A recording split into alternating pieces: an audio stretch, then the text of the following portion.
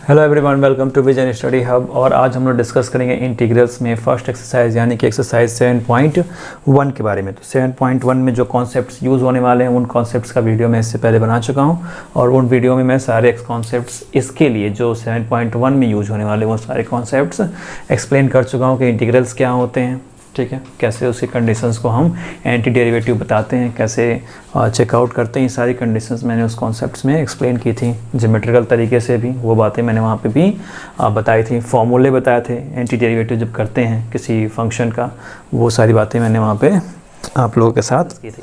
अब पहला क्वेश्चन यहाँ पे दिया हुआ 7.1 में, यहाँ कहा जा रहा है कि find an anti derivative. Anti derivative का मतलब इंटीग्रल ही होता है, ठीक है, इंटीग्रल। अब इंटीग्रल फाइंड करना है कौन से मेथड से? इंस्पेक्शन मेथड से। इंस्पेक्शन का मतलब वेरीफाई भी करना है, चेकआउट करना है कि क्या वाकई में डेरिवेशन का इन्वर्स है इंटीग्रेशन। ये बातें हमको एज अ क्वेश्चन चेकआउट करनी है। तो यहाँ दिया है sin 2x का हमको एंटी डेरिवेटिव फाइंड करना है। तो ध्यान देंगे हम कि और सोचेंगे कि sin 2x कौन से ऐसे फंक्शन होंगे, ऐसा कौन सा फंक्शन होगा जिसका हम डिफरेंशिएशन करें तो हमें sin 2x मिले। कोई ऐसा फंक्शन, जैसे लेट बी कि a है, इसका हम d/dx फाइंड करते हैं तो हमें sin 2x मिल जाए, करेक्ट। तो ये a क्या होगा, क्वेश्चन मार्क, यही हमें क्या करना है, सोचना है। तो sin 2x है तो बहुत ईजी है। sin 2x किससे मिलेगा? cos 2x से। cos 2x का हम डिफरेंशिएशन करेंगे तो sin 2x मिलेगा। तो यहाँ पर राइट करूँगा मैं वी नो दैट, हमें पता है, चूँकि हम ही सर्च कर रहे हैं ना, तो हमें पता है कि d/dx किसका? cos 2x का। तो हमें कितना मिलने वाला है? माइनस sin 2x, ठीक है, और फिर 2x का करेंगे तो इंटू 2। तो इस 2 को यहाँ ना लिख करके यहाँ लिख दे रहा है -2 sin 2x, राइट है। अब क्या करना है कि आपको ये जो sin 2x का ही एंटी डेरिवेटिव फाइंड करना है, तो इसको अकेले छोड़ दीजिए। अकेले का मतलब इधर अकेले छोड़ दीजिए, बाकी जो भी चीज़ें इसके साथ सप्लीमेंट्री कनेक्टेड हैं उसको आप इस साइड लेकर के आइए। तो -2 को आप इधर लेकर के आएंगे तो हो जाएगा -1/2 d/dx cos 2x equal sin 2x, right है। तो अब जरा थोड़ा सा इस तरह से मैं लिख रहा हूँ, ध्यान दीजिएगा कि sin 2x equal d/dx -1/2 cos 2x, right है। बात समझ में आ गई? तो d/dx -1/2 cos 2x यानी कि -1/2 cos 2x का हम डिफरेंशिएशन कर रहे हैं तो कितना मिल रहा है? sin 2x।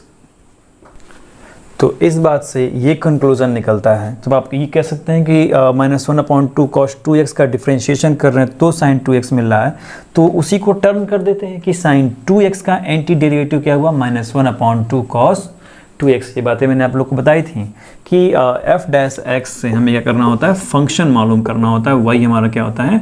इंटीग्रेशन प्रोसेस होता है, वही हमारा इंटीग्रेशन प्रोसेस, राइट। तो जब आप ये कह रहे हैं कि इसको आप एज अ फंक्शन ले रहे हैं कि फंक्शन का हमने डिफरेंशिएशन किया तो हमको ये मिला, ये क्या है आपका? f' है, डन। तो अब इसी f' का आपको फंक्शन पूछ रहा है, तो आप ये कहें कि sin 2x का एंटी डेरिवेटिव -1/2 cos 2x है। यहाँ पर राइट करेंगे हम कि एंटी डेरिवेटिव ऑफ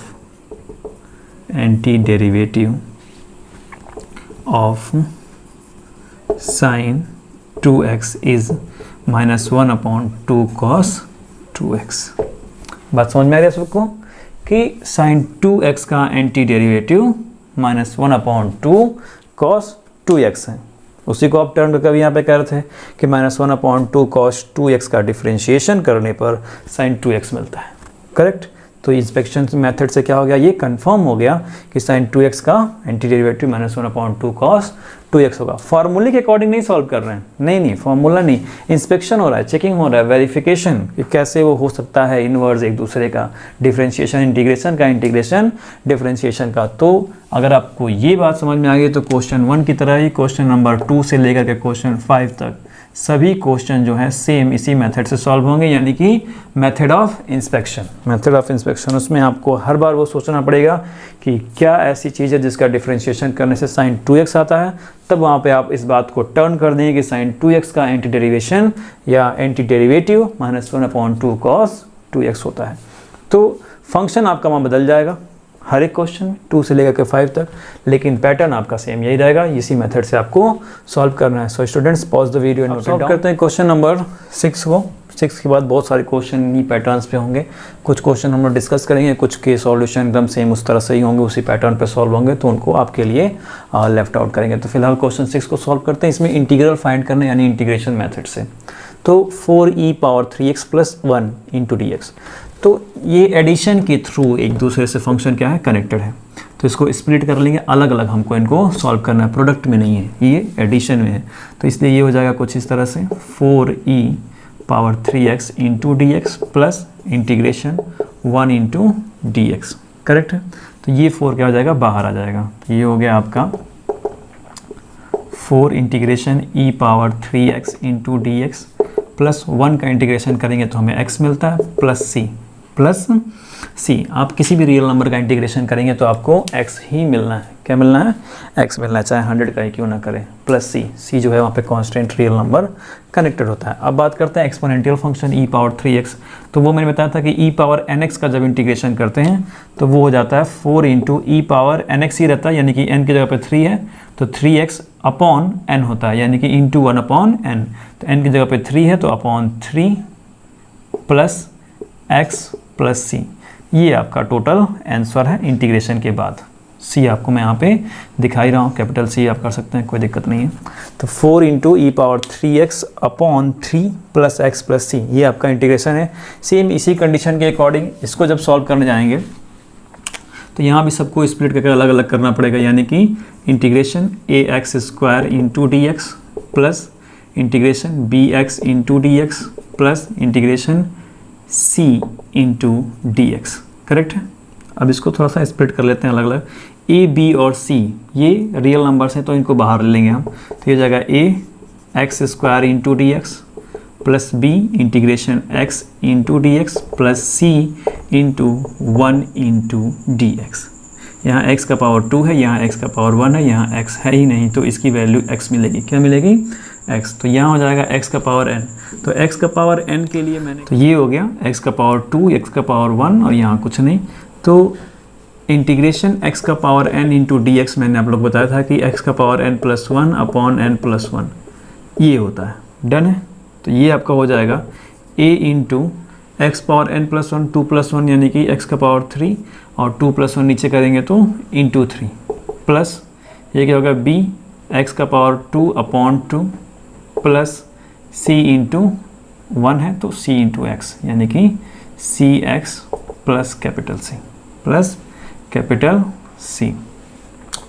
अब ये कितना हो गया, ax³ upon 3 plus bx² 2 plus cx plus capital C। ये इतना आपको इंटीग्रेशन करने के बाद आंसर मिल रहा है। तो जिस तरह से आपने 6 और 8 सॉल्व किया उसी तरह से क्वेश्चन नंबर 9 और 10 भी क्या है, सेम है। इसी पैटर्न पर वो सभी क्या होंगे, सॉल्व होंगे। तो अगर आपको ये सारी बातें समझ में आ गई हैं तो 9 और 10 भी बहुत इजीली तरीके से आप सॉल्व कर लेंगे। अब सॉल्व करते हैं क्वेश्चन नंबर 11 को। क्वेश्चन 11 में दिया है x³ + 5x² - 4 अपॉन x², और इसका हमें इंटीग्रेशन करना है। ठीक है, इंटीग्रेशन कर देते हैं, कोई दिक्कत नहीं। लेकिन पहले इसको सिंप्लीफाई करेंगे, जितना स्मॉलेस्ट पार्ट में आ जाइए लाने की कोशिश करेंगे। तो ये हो जाएगा आपका कुछ इस तरह से इंटीग्रेशन में x³ upon x² plus 5x² upon x² minus 4 upon x²। ठीक है ना, डिनोमिनेटर सेम होता है तो न्यूमरेटर की चीज़ें डन करते हैं, एक साथ सिंप्लीफाई करते हैं। तो इस तरह से मैंने इसको एक्सपेंड कर दिया, सबके आगे डिनोमिनेटर पुट कर दिया। x² से ये कैंसिल, x² से ये कैंसिल, यहाँ पे 1x बचेगा। ठीक है, और ये नहीं बचेगा, ये चला जाएगा ऊपर तो x का पावर -2 हो जाएगा। तो ये आपका कुछ इस तरह से हो गया x³ तो बचा नहीं, अब बच गया x प्लस 5 माइनस 4x का पावर -2 इंटू dx। तो अलग अलग कर लेते हैं इनको। तो ये हो गया integration x × dx plus integration 5 into D x, ठीक है, माइनस 4 बाहर ले लेंगे, integration x power -2 into D x. इतना सही है। तो यहाँ पे x का पावर 1 है और ये तो रियल नंबर है यानी कांस्टेंट है, तो इसकी वैल्यू कितनी हो जाएगी, x हो जाएगी, इस पूरे की वैल्यू x, और ये x का पावर 1 है तो ये आपका हो जाएगा x का पावर 2/2, ठीक है। इस तरह इसी फॉर्मूले से integration x power n into D x, तो ये हो जाता है xn+1/n+1 प्लस c, तो ये हो गया x² + 2, क्योंकि इसका पावर 1 है तो 1 + 1 2 और नीचे भी 1 + 1 2, और इसकी वैल्यू x प्लस x, और ये है आपका -4, कितना हो जाएगा, -4, और x का पावर -2, तो x का पावर -2 + 1/-2 + 1, +1 तो सेम ही रहना है, n की जगह पे -2 है वो अलग की बात है, प्लस c, तो ये हो गया x² / 2 प्लस x -4, x का पावर -1 नीचे हो गया -1 माइनस किया तो प्लस हो गया, तो ये हो गया x² / 2 plus x plus 4x का पावर -1 प्लस c, तो चाहे तो आप ऐसे ही पुट करने दें, या x इन्वर्स है तो अपॉन x नीचे भी लिख सकते हैं, कोई दिक्कत नहीं है, या फिर आप इसको सिंप्लीफाई भी करना चाहें तो भी सही है, इस तरह से भी आप इसका इंटीग्रेशन फाइंड कर सकते हैं, सिंप्लीफाई करके लिख भी सकते हैं तो भी आंसर आपका करेक्ट है, या आप यहाँ तक भी छोड़ दें तो भी आपकी बातें सही हैं, क्योंकि आपने इंटीग्रेशन का फॉर्मूला तो अप्लाई कर दिया ना, अप्लाई करने के बाद जो रिजल्टेंट मिला आपने उस रिजल्टेंट को वहीं पे लेफ्ट आउट कर दिया, नो प्रॉब्लम, उसके बाद भी करना चाहते हैं करिए, कोई दिक्कत नहीं है, तो उस तरह से भी आप इसको सॉल्व कर सकते हैं। तो जैसा क्वेश्चन नंबर 11 है वैसा ही आपको मिलेगा 12 से लेकर के 16 तक, इस तरह से ही सेम इसी पैटर्न पर सॉल्व होना है। क्वेश्चन नंबर 12 से लेकर के 16 तक सब इसी पैटर्न पर सॉल्व होंगे, उसी फॉर्मूले पे, बेसिकली यही फॉर्मूला आपका वहाँ तक यूज होना है। तो अगर आपको ये बातें समझ में आ गई तो आप वो क्वेश्चन भी सॉल्व कर लें, कोई खास मुश्किल आपको नहीं आने वाली है। सॉल्व करते हैं क्वेश्चन नंबर 16 को, 15 तक ही था सेम, क्वेश्चन 16 जो है क्वेश्चन इसी को सॉल्व कर लेते हैं क्योंकि 17 और 18 इसकी तरह है सेम। तो 16 को सॉल्व करते हैं, थोड़ा सा डिफरेंस है कि इसमें ट्रिग्नोमेट्रिक फंक्शन यहाँ पे इन्वॉल्व कर दिया है और पॉलिनोमियल भी है।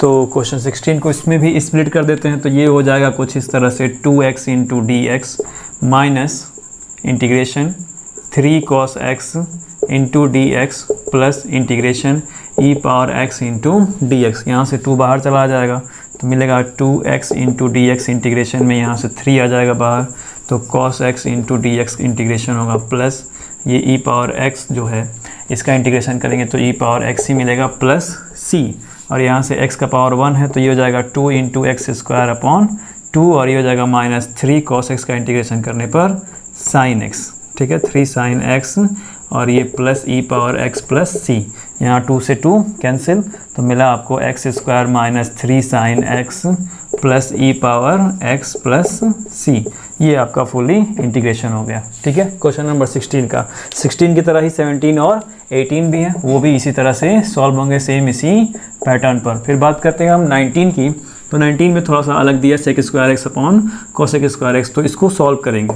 ठीक है, तो sec² x हो जाएगा आपका इंटीग्रेशन में 1 cos² x, और cosec² x हो जाएगा आपका 1 sin² x into D x, तो ये आपका हो जाएगा कुछ इस तरह से, इसको टर्न करेंगे तो sin² x upon cos² x into D x, तो इंटीग्रेशन में हो गया tan² x into D x, तो tan² x का फॉर्मूला होता है इंटीग्रेशन में sec² x - 1 into D x, तो इसको स्प्लिट करेंगे अलग अलग तो ये हो जाएगा sec² x into D x minus integration में 1 इंटू डी एक्स, तो sec² x into D x का करेंगे इंटीग्रेशन तो आपको मिल जाएगा 10x, करेक्ट, और -1 का करेंगे तो मिलेगा -x प्लस c, ये आपका हो जाएगा फुल्ली इंटीग्रेशन। फॉर्मूले पे हमको चलना है, फॉर्मूले पे इसका इंटीग्रेशन करना है, तो 19 का जैसा इंटीग्रेशन होगा उसी तरह से 20 का भी होगा, और 20 के बाद भी जो 21 और 22 MCQ हैं उनका भी सेम इसी तरह से